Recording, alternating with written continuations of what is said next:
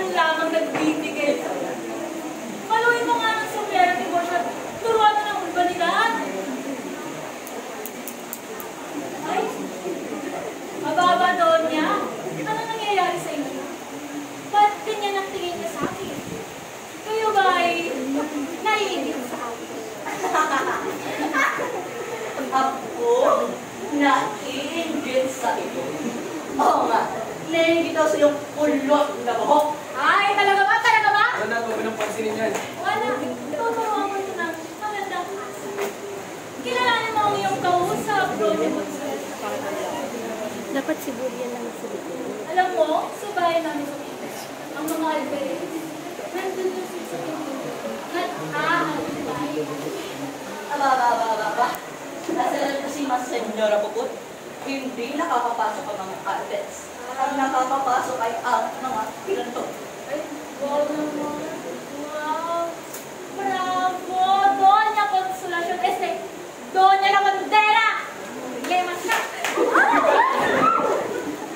Mababangga? Ay, talaga ba?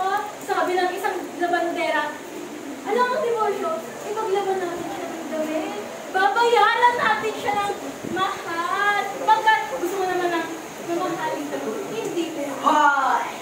Ang kala mo ba hindi ko alam kung sino kayo at kung sino ang inyong kasama.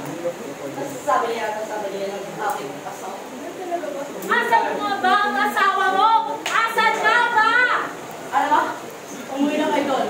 Mga kulot salon. Ay, talaga? Hinahamon mo talaga ako doon. Yes. Masinga ate, at sumunod na masinga pura, umababali ng dalawang donya. Isang kayo yan. Huwag niyo kami pakailangan. Mabuti kayo, mabuti na kayo. Alperes, turuan mo ng magandang asal yung asawa mo. Baka ako walang kailangan magturo sa kanya. Ola, tama na bura. Umuwi na kayo doon. Mas maganda ako sa'yo.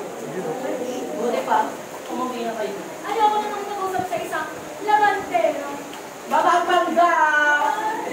Eh.